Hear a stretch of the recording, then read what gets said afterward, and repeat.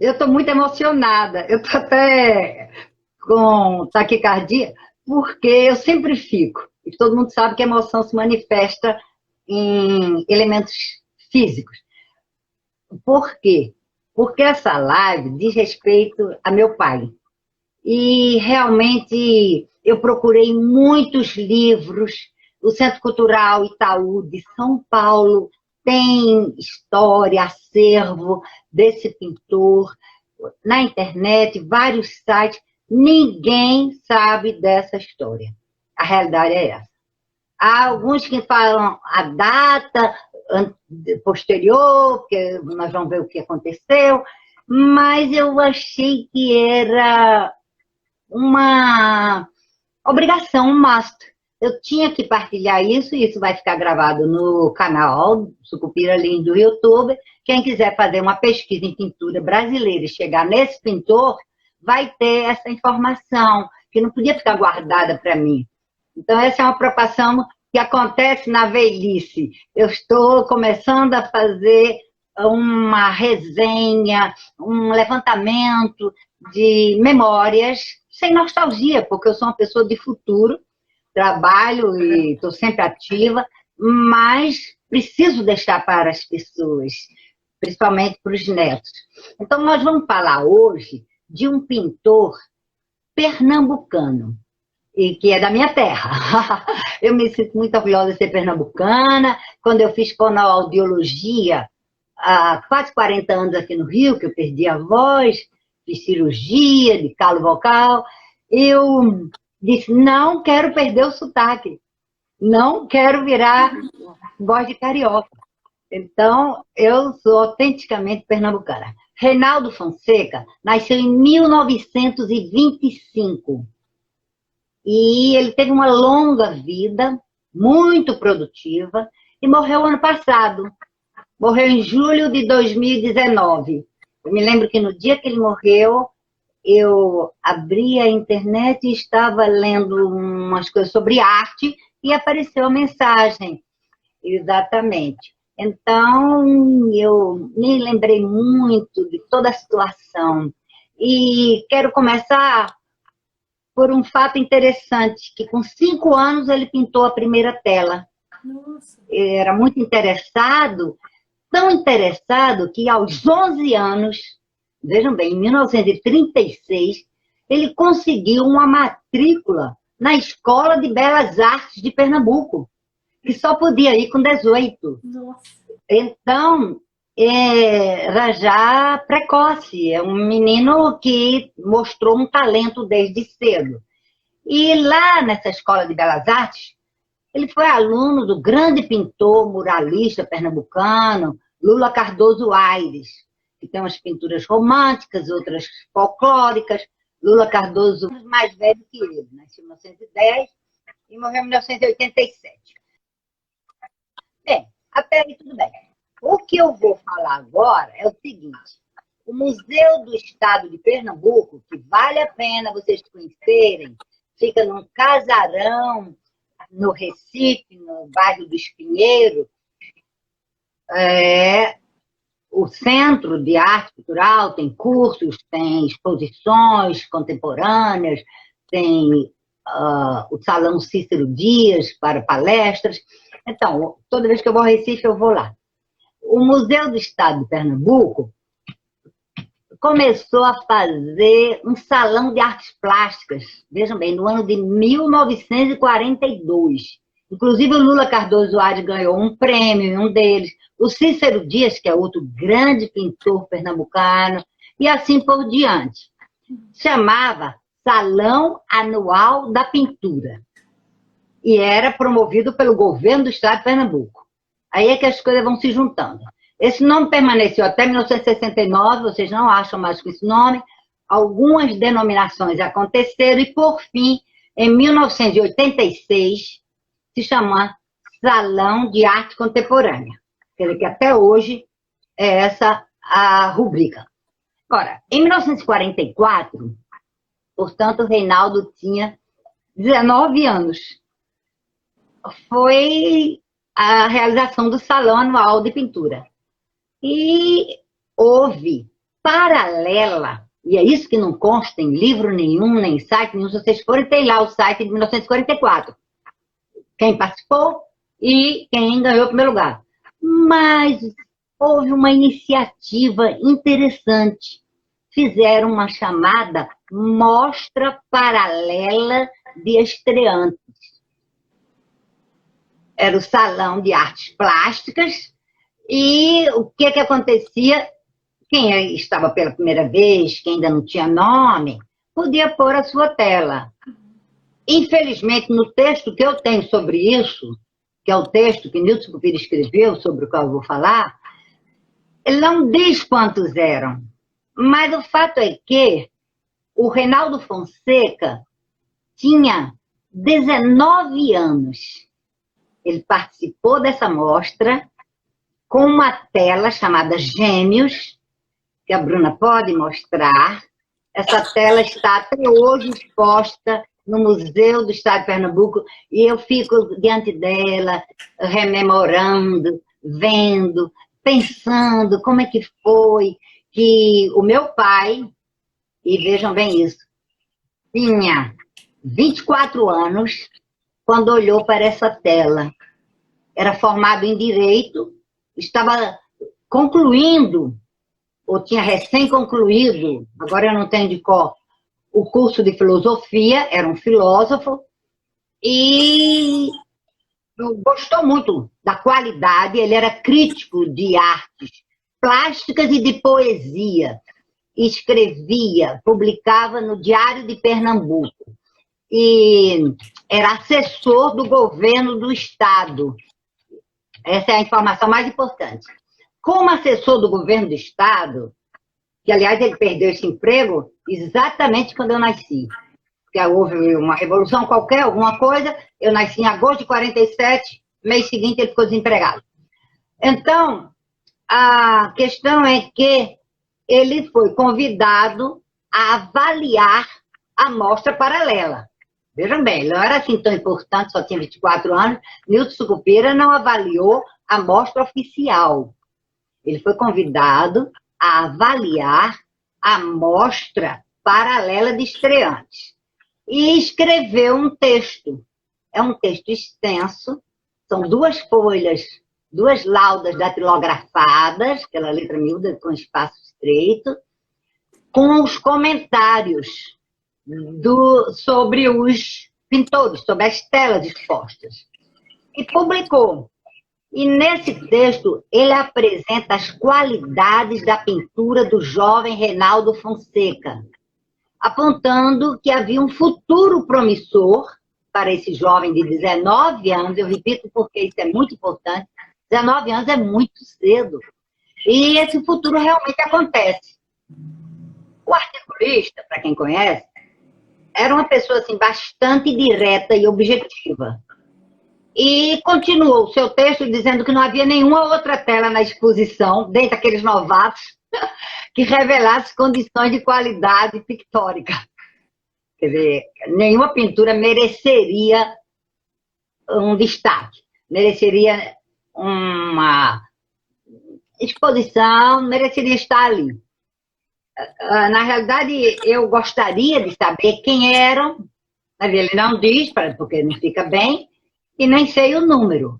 O fato é que está bem claro, bem incisivo, que na mostra paralela do governo do Estado de Pernambuco, do Salão Anual de Artes Plásticas do Museu do Estado de Pernambuco, em 1944, somente Reinaldo Fonseca foi considerado um pintor. O jovem ficou muito surpreso. Ele nem imaginava, quando ele leu aquilo, o que há? E em gratidão, gratidão é a virtude sem a qual as outras não existem. Em gratidão, o que ele fez? Convidou Nilton Sucupira, que ele não conhecia, e Nilton Sucupira também não o conhecia, mas conseguiu o contato e convidou. E Nilton Sucupira era um rapaz, podia ser um companheiro dele, de rua, de qualquer coisa, porque era só 5 anos mais velho. Convidou Nilton Sucupira para posar. E é a nossa tela número 2. Sim, a tela Gêmeos continua lá, lembrem. E essa tela é a tela que ele pintou, Reinaldo Fonseca pintou, em 1944. Essa tela é muito complexa, porque ela é dupla. Há um sujeito com as cores muito nítidas, traços fortes, a gravata muito precisa, a linha do paletó, do cabelo, há uma imponente presença, mas os olhos estão vagos. Pela conversa que os dois tiveram, isso eu ouvi ao longo da minha vida, era para que fosse expressa a preocupação filosófica, o questionamento do ser humano sobre a vida e a morte. E onde é que está a morte nesse quadro? A vida está bem na frente, nesse colorido forte, nessa presença maciça de um corpo de um jovem. Atrás tem ruína. Tem uma desabada, deitada no chão.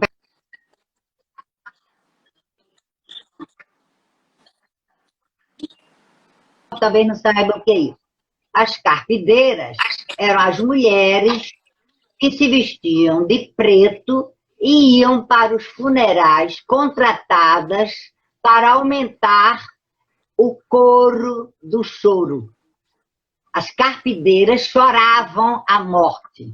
Então, tem uma carpideira toda agachada e tem uma carpideira encurvada, mais em pé.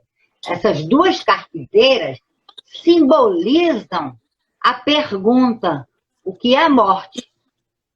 Para onde vai o ser humano? É um quadro altamente filosófico, com uma pintura em qualidade inegável. E o que é a vida? É o sujeito jovem, nítido, proeminente, fortemente pintado, a cor do rosto, inclusive, muito escura, que não era real. É interessante isso, porque nas conversas, o diálogo entre eles era esse. O que é a vida, por que eu estou aqui, para que eu estou aqui e o que eu vou fazer da minha vida. Com 24 anos, um filósofo mais ainda se pergunta. E o que é a morte, onde está a morte, e para onde a morte nos leva.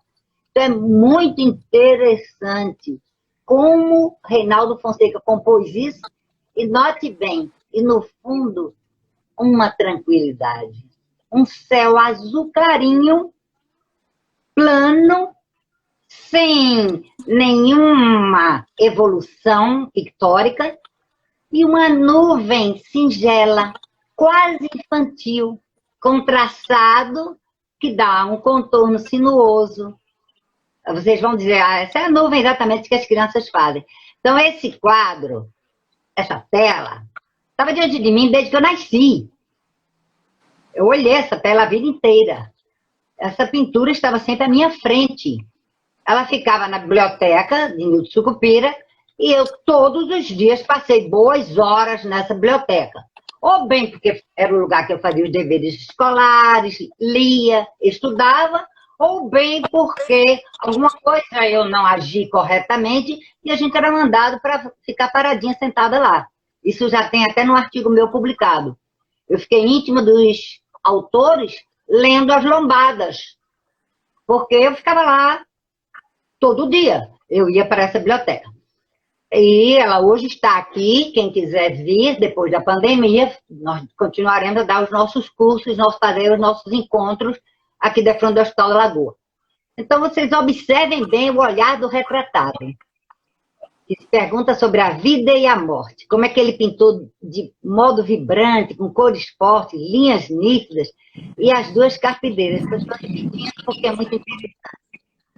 Em dezembro de 1969, eu me mudei para o Rio de Janeiro e a tela ficou em Recife.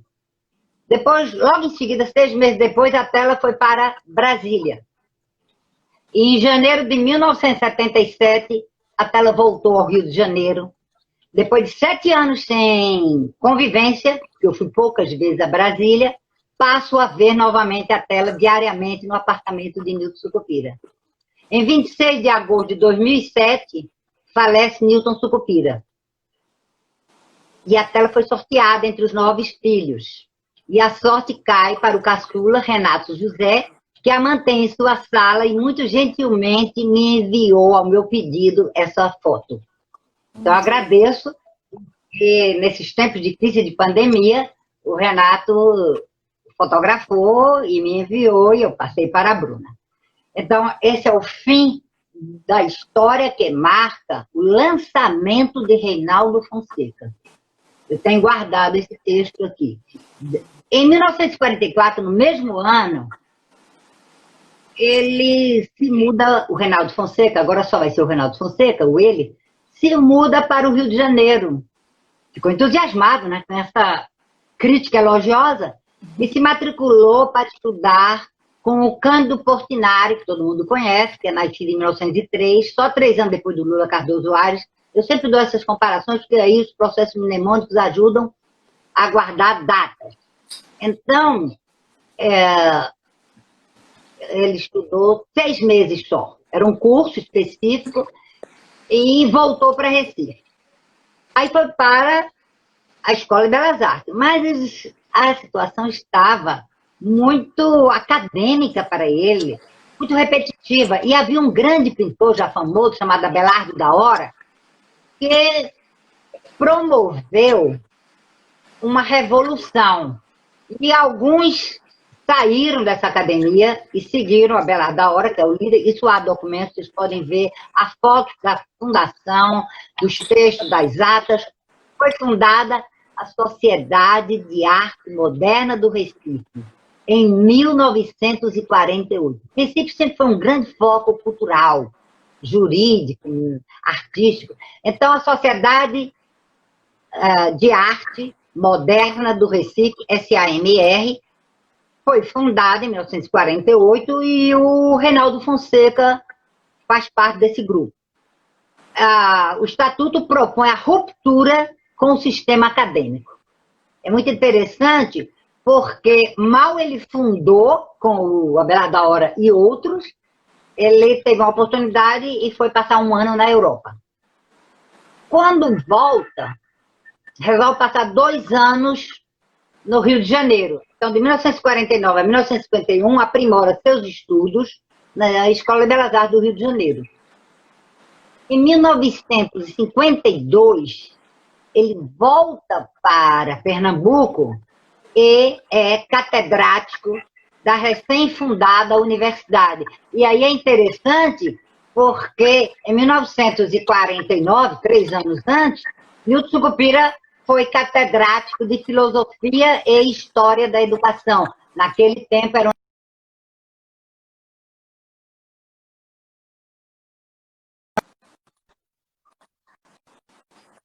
Filosofia da Educação. Então, eles foram colegas na universidade. E cuidado porque não se chamava federal. Esse nome só vem na década de 70. E aí vamos ver a terceira tela, que é uma tela muito rara, que é um carvão. É pena que está com vidro para proteger, aí dá um certo reflexo. Mas é um desenho meticuloso. É criança, vejam bem, bem onírica, com o carvão até o queixo, não tem assim uma roupa propriamente dita, e está numa coleção particular, é de 1956.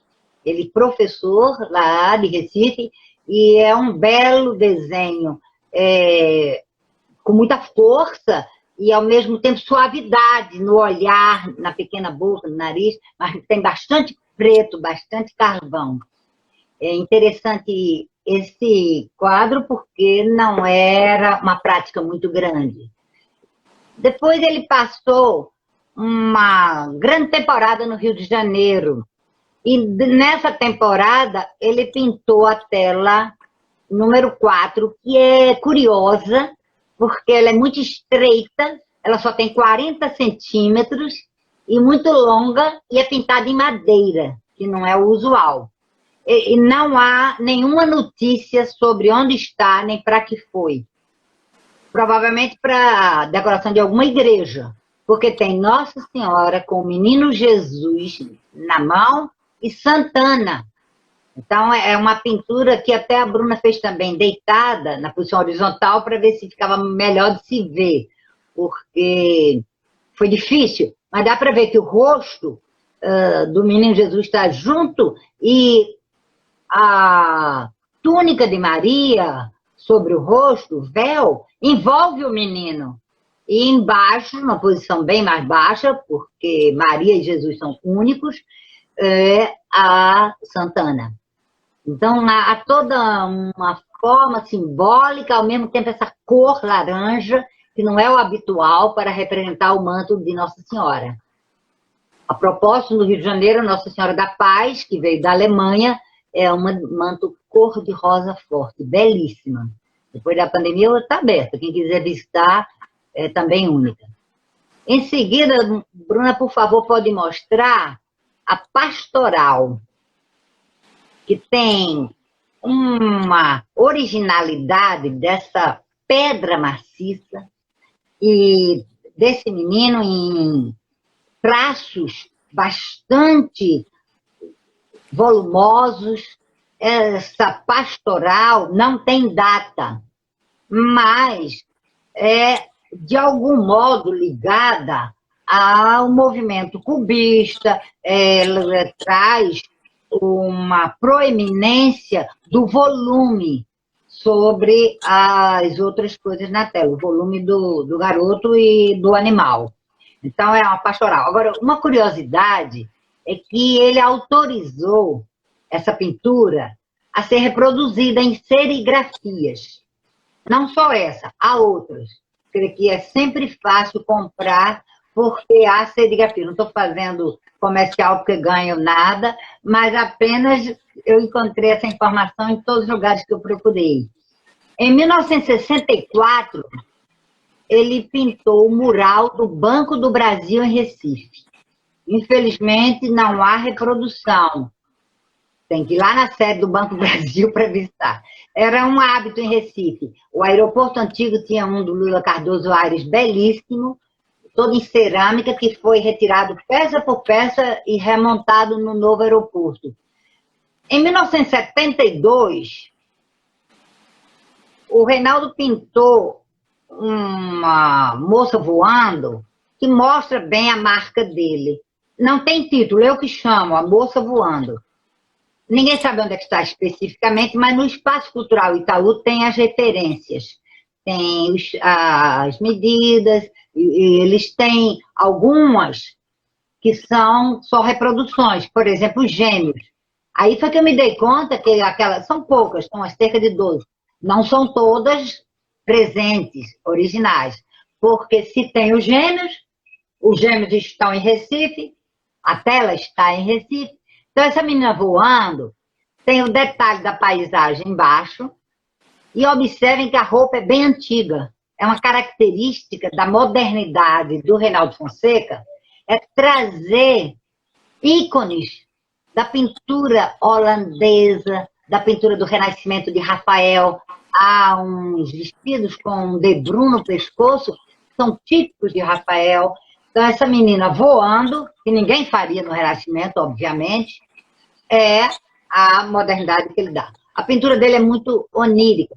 Em seguida, ele faz essa pintura, que também está sem título, que eu chamo de A Borboleta, mas vejam que é um personagem humano, é de 1973, portanto, bem recente, e vocês observem o olhar. Ao mesmo tempo, a desproporção. A borboleta é imensa e a figura humana é pequena em relação ao tamanho da borboleta. Provavelmente, nós olhando, achamos que a figura humana é que está na medida certa. Então, a questão aí da borboleta é que chama a atenção. E notem a transição das cores. O corpo é bem escuro, mas quase nem se vê o limite quando começam as asas. Do marrom, terra, vai para o ocre, tem vermelho, sangue, o amarelo e ainda tem os toques pretos. E na figura humana também, chapéu vermelho, o chapéu tem um impacto por uma outra curiosidade. A borboleta é centralizada e a figura humana está num canto sem haver um paralelo. Quando nós estudamos a história da arte, a composição da arte, isso é estranho, porque parece que está desequilibrado. Cadê o outro pedestal? Cadê a outra figura do outro lado? Então, essa é uma das originalidades. Em 1980, Reinaldo Fonseca foi convidado para ilustrar um livro de poemas de João Cabral de Melo Neto. É um dos meus poetas favoritos. Eu tenho toda a obra dele, mas em livro comum. Esse daí é esgotado. O João Cabral era muito amigo do Nilton Sucupira. Ambos nasceram em 1920, e quando os dois tinham 18 anos, isso já está publicado em outro artigo meu sobre arte, da Universidade de Joinville, Santa Catarina, em que eu mostro como foram pioneiros, porque em 1938, ambos com 18 anos, criaram o primeiro Congresso Nacional de Poesia no Brasil. E eles se reuniam semanalmente, desde 16, 17 anos, para discutir poesia, literatura em geral, artes plásticas. O outro era o Otávio, que foi médico, eu só sei o nome dos três, os três mais amigos, mas o grupo era muito pequeno mesmo, sob a orientação de um alemão exilado no Brasil, um judeu. O Ville Levin, eu tenho inclusive livros do Ville Levin, era um crítico, era um filósofo, um homem muito culto, morreu aqui no Rio de Janeiro, na década de 80, deu o primeiro livro de Jacques Maritain a Nilton Sucupira em 1936, quando ele tinha 16 anos. Então, o Ville Levin influenciou muito o João Cabral de Melo Neto. Em 1981, houve um movimento forte do Reinaldo Fonseca em Recife. Pintou bastante, são telas que estão em várias residências, a partir de 81. Em 1986, esse belíssimo, por favor, Bruna, A Moça Tocando Flauta. É pena que com o brilho da tela, as cores mudam muito, e não só isso, não dá para perceber que quase não há discrepância nos tons, a não ser aquela parede, que não é tão clara como vocês estão vendo na tela, porque eu estou vendo também no meu celular, mas eu tenho a reprodução para poder comentar sobre ela. E até mesmo a partitura por detrás é muito escura. A luz é colocada de um modo que está no rosto e nas mãos. E aí, portanto, um pouco na manga também. Mas é uma tela que quase só tem a mesma cor, variando o tom. Vocês vão ver, eu vou mostrar uma foto da mesa com as misturas de tons, de tintas que ele usava. Então, essa é uma tela muito impressionante, porque ele consegue pintar o rosto, isso lembra um pouco Rembrandt, porque o cabelo vai se misturando com a parede. É uma coisa interessante, que é quase monocromática. Essa tela foi muito apreciada. E aí pode-se dizer que Reinaldo Fonseca sofreu diversas influências. Rembrandt, Vermeer, Rafael, que eu já citei, mas nunca perdeu a originalidade. Foi um grande pintor, aquarelista, ilustrador, muralista, sempre onírico. O sonho, a visão imaginária, sem se preocupar com o real. Aqui no Rio de Janeiro, entre 1994 e 2005, mais ou menos, eu era do grupo de pesquisa do imaginário. Aí, em 2005 ou 2006, foi quando eu fundei o Diética, que eu estou até hoje. Então, o imaginário é uma coisa muito importante para ser estudada. Nós expressamos o que o nosso imaginário constrói. Essa é uma base filosófica muito forte, que é muito estudada. Quando eu entrei nesse grupo, em 1994, me lembrei muito do Reinaldo Fonseca e de outros. A questão do sonho, do imaginário. Ele não se preocupava com o real. Daí a borboleta muito maior que a figura humana, a moça voando, mas sempre altíssima técnica. Não faz por menos. Mistura a tinta, pinta de novo, de manhã até de noite. Um desenho seguro, estudou desenho desde 11 anos, tinha o talento, foi professor de desenho, além do uso cuidadoso das cores. Eu falei que a moça tocando flauta, que vocês estão vendo, é quase monocromática. No entanto, ele passa por uma larga faixa cromática. Tons e subtons inimagináveis. Ele é considerado, que muita gente gosta de perguntar, qual é o título que poderia se dar? Um modernista surrealista. É claro que não chega a ser um Salvador Dalí, que é o pai do surrealismo, e que eu gosto muito. O Reinaldo Fonseca é um modernista surrealista marcado pelo imaginário. Agora, vejam bem, por favor, Bruna, a tela da Anunciação. É de 1988 e é belíssima, com uma originalidade que a Nossa Senhora Virgem Maria, que deveria ter uns 15 anos, segundo os estudos teológicos, entre 14 e 15 anos, essa adolescente estava sempre nas pinturas representadas de perfil. E sempre o anjo que anuncia.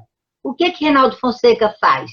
Ele não pinta anjo coisa nenhuma, porque anjo não se vê. Eu achei isso tão inédito, porque tem o Espírito Santo que também não se vê, mas ele representou, mas ele não quis representar o anjo.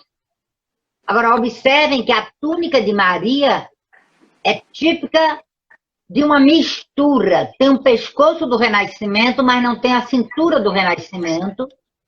Tem o que seria da época de Maria, um pano solto. Mas ela está sentada num recamier, que é um sofá do tempo dos reis da França, de Luís XIV para frente.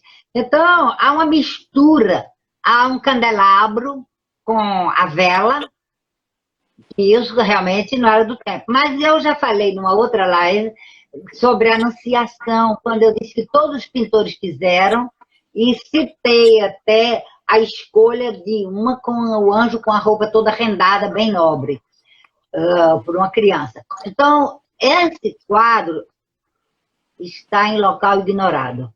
Provavelmente alguma coleção particular. Então, passamos para a 11ª, porque eu estou preocupada com o tempo. Eu me emociono muito, e cada tela dessa dá tanta explicação, tanta análise, tanto olhar. Essa não tem data nem título. Eu chamo de grupo com violoncelista. O menino está de costas, olhando para um quadro. Então, dentro da tela, isso é muito comum os pintores usarem. Ele faz 2 telas. Tem uma tela atrás da moça à esquerda, tem um cão, o central é o violoncelista. Tem uma moça de blusa vermelha à direita. E tem 2 telas. E o menino está de costas, não é uma curiosidade? Agora, a moça da esquerda está olhando para as costas do violoncelista, pode-se dizer para nós também. Mas a de vermelho tem o olhar vago, que eu falei naquela primeira pintura, quer dizer, a primeira dos Gêmeos também, mas naquela de Nilson Sucupira, o retrato, o olhar vago. A moça de vermelho não olha nem para o violoncelista, nem para nós. Ninguém sabe para onde ela olha. Vejam as cores. A cor do mar é um verde azulado, acinzentado. A nuvem já é outro tom de cinza. As cores do animal, do tom de marrom. Vocês vejam, eu achei muito interessante, porque hoje se faz como moda desbotar a calça do rapaz violoncelista, está desbotada como se fosse um jeans de hoje, pasmem, com água sanitária. E, obviamente, que não era a ideia, nem se conhecia isso. Então, esse quadro tem a moça com os braços repousando na mesa, a toalha muitíssimo bem pintada, com leves rugas, com um leve movimento. Quer dizer, é tanta coisa para se olhar. Entre as duas telas no fundo, há uma coluna que dá um plano mais para trás para a moça que está sentada. Então, eu adicionei até, a Bruna é uma paciência infinita comigo, porque eu mando, aí depois eu digo, tira essa, põe essa, essa outra, e a data, e a ordem. Então, essa daqui que eu mandei, acho que foi a última, né, Bruna? Depois que eu já tinha mandado outra. Em 1997, eu gostei porque tem um quadro com paisagem e outra tela com paisagem, a mesma história. Esse ele botou um título, Mãe com a filha, com a máscara e o espelho. A mãe com a filha, com a máscara e o espelho, de 1997, está em local ignorado e também traz, vejam bem, esse tipo de decote que é muito usado por Rafael, que é uma roupa reta na horizontal e uma sobre, que é essa camisa, ou pode ser do mesmo vestido, fazendo esse quadrado. E a menina tem a máscara, nós não vemos o rosto, e as duas telas mostram paisagens. Quer dizer, de qualquer maneira, essa tela de Reinaldo remete ao tema da sequência das 18 lives. Eu fiquei feliz quando eu encontrei, então, o azul luminoso, vejam bem, é clarinho e vai ficando denso, porque a luz vem de algum local que não pega lá no alto. Então, essa iluminação da tela está muito boa. A mãe está mostrando a filha como é que ela se vê com a máscara, e ela está com o olho na criança. E, claro, a máscara tem os olhos vazados, a criança está se vendo. Vejam o cabelo da mãe, que é muito esquisito. É toda uma técnica e uma originalidade de fazer como ele queria. Ele não é retratista da realidade. Olha aqui os pés, que essa tela é grande. A mãe aqui sentada, a menina em pé, e a saia, é um tipo de avental que ele gostou e usou muitas vezes. Depois, em 1999, também tem uma raridade, que é a nossa 13ª, que é a menina, e é uma aquarela. A suavidade dessa menina é um olhar totalmente diferente do olhar que o Reinaldo Fonseca pinta. É vago também, mas é doce. É algo de ternura. Essa menina está sonhando com alguma coisa muito boa. Não tem esse facho de luz que vocês veem à esquerda. Isso é porque é um vidro protegendo. Então a foto não fica boa. Mas a menina, pode até levantar um pouco para as pessoas verem até o fim da tela, ou então mais distante, é porque tem o braço, mas o colo da menina é bastante claro e o cabelo bastante preto. E vejam que o fundo é um subtom do tecido. Porque o que importa nessa aquarela é o olhar. Aliás, quem quiser pode assistir o vídeo dele. Ele diz que não pintou quase aquarela, porque ele gostava muito de mudar. E aquarela, todo mundo sabe, quando põe o pincel já era. Não pode mais mudar. Então, ele gostava de óleo sobre tela, porque pinta em cima, pinta novamente, e essa aquarela é raríssima. Então, é interessante, por isso que eu quis mostrar para vocês. Em seguida, é um óleo sobre tela, essa está numa coleção particular, que é de 2000, que é A Mulher com Vinho. E tem um céu atrás, com nuvem, e essa mulher está bem matreira. Aproxima um pouco, Bruna, porque o olhar dela, como sempre eu falei, o Reinaldo Fonseca tem essa questão do olhar. Olhem bem, ela não está olhando para frente, ela está com um rabo de olho. Ela está olhando para alguém que está atrás dela. A roupa é renascentista.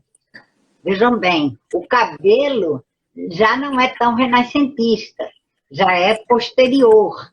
Agora, a tez, a pele e o vinho. Aliás, é muito curioso, porque há outras telas dele com a mulher com vinho.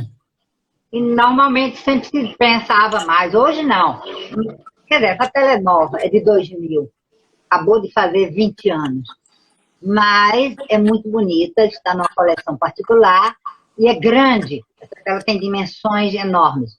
A menina é um pouco menor que ela.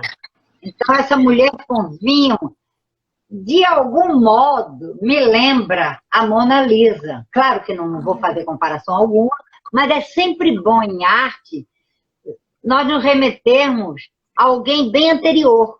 Porque, obviamente, que Reinaldo Fonseca eu conhecia. Todo mundo conhece a Mona Lisa. Então, a curiosidade é essa. Que enigmática é essa mulher? Quão enigmática como a Mona Lisa? É um sorriso? Que tipo de olhar? Não tem aquela linha de fuga, nem aquela paisagem toda, claro, do Michelangelo. Então, agora, por favor, Bruna, passamos para a última tela, que foi a mais recente que eu consegui, que foi pintada 2 anos antes da morte dele, em 2007, e é a mulher com a cacatua. E, para eu ser sincera, nem sabia desse nome desse pássaro. Eu não entendo de pássaros, entendo de pouquíssimas coisas e nada de pássaros. E até é uma coisa que eu gostaria de saber, mas atrás tem um céu com as nuvens espessas, parece até que vai chover. E o que é que a gente pensa? É uma tela? É uma janela? Porque existe uma certa profundidade. Mas, ao mesmo tempo, pode ser o cantinho das esquinas da moldura com a tela. Então, fica ao gosto de cada um de vocês. A mulher da direita está olhando para a cacatua, por isso que ele intitulou assim. E a outra está olhando para mim, está olhando para você. Está perguntando, e daí? O que é que você acha? A cara dela é bem inquisidora, hein? Reparem que ela está quase falando. O que é que você tem com isso? Por que você está parado aqui olhando para nós? Ela está com a cara de poucos amigos. Então, é muito interessante entrar nesse contexto. Eu vim aqui, estou aqui na sua sala. E vocês duas estão aí com a cacatua e eu estou olhando para vocês. Então, é muito interessante dialogar com a obra de arte. É uma técnica muito boa. Vocês vejam todas as linhas, os triângulos, os retângulos, a torre, a altura, o frontispício, pode-se considerar que seja um mosteiro ali. Então, essa tela é muito bonita. Tem uma certa placidez no olhar da moça para a cacatua e uma certa inquisição no olhar da moça da esquerda. Gente, isso aí vocês podem dizer, não é nada disso, porque isso não tem livro nenhum. Quando eu falo sobre a tela, é a minha parte. Porque cada pessoa que fala sobre arte tem que fazer isso. Eu não vou repetir o que está em livro nem na internet. Então, professora, essa tela é de 2017, é isso? A Juliana está perguntando. É 2017 essa tela, é isso? Não, desculpem, é 2007. Eu me enganei, é 12 anos antes da morte. Eu não consegui mais nova. De qualquer maneira, ela está em local ignorado. Muitas telas, isso é uma coisa que eu deixei para dizer, de Reinaldo, estão em coleções particulares. Vejam as frutas. Reparem a terrina, se usava muito em Recife esse tipo de terrina, e as frutas que lembram da nossa live, o Paul Cézanne, que é o maior pintor de maçãs e peiras. Então, essas estão tão bem pintadas que imediatamente trazem à nossa memória as telas de Paul Cézanne, o introdutor do modernismo. Então, essa terrina também muito bem desenhada, e desculpem o engano, é por isso que vocês têm que ficar atentos e me corrigirem, porque eu estou muito emocionada, então atrapalhei. São 12 anos, mas a dificuldade é porque quase nenhuma tela está em museu. Aqui no Museu Nacional de Belas Artes não tem. As telas estão em coleções particulares, porque ele pintava e vendia. Na verdade, não era ele. No vídeo ele fala isso. Ele não gostava de pintar, de vender.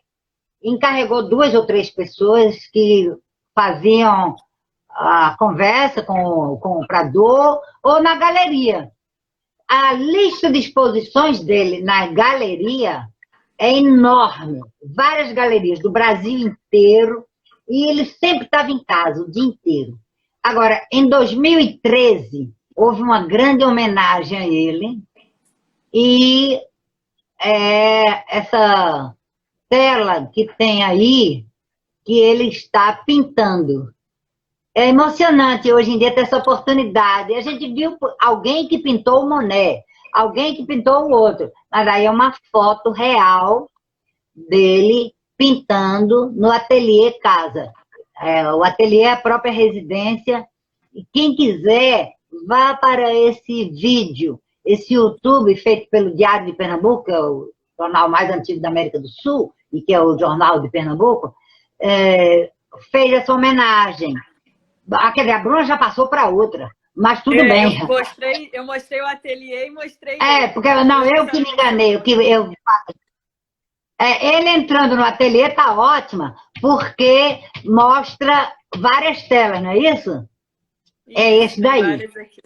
Essas daí eu fiz de print do vídeo. Quer dizer, qualquer pessoa pode ver o vídeo e eu quis partilhar isso. A possibilidade, ouvir o que ele fala e a câmera faz um passeio nas telas que estão lá na casa dele.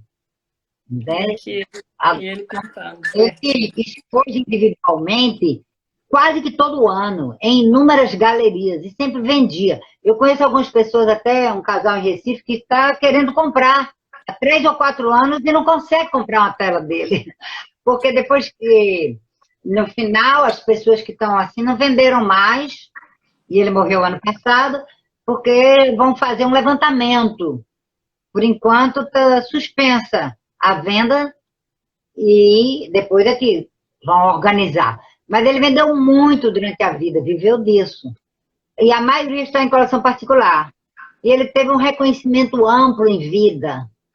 Ele se aposentou como professor, mas sempre foi muito procurado, muito requisitado, em entrevistas, em homenagens. Há muitas fotos dele sendo homenageado em Pernambuco, no Rio de Janeiro, em São Paulo. O Centro Cultural Banco do Brasil aqui fez uma grande retrospectiva dele, acho que foi em 2000. Então, com 94 anos, ele morreu em 2019, deixando um enorme, impressionante legado artístico. E hoje eu estou super emocionada, todo mundo entendeu como eu estou, e dei o recado. A ideia era essa, que ficasse gravado para a posteridade, como se diz esse lugar comum. Porque as pessoas que quiserem saber da vida do Reynaldo saberão como ele começou.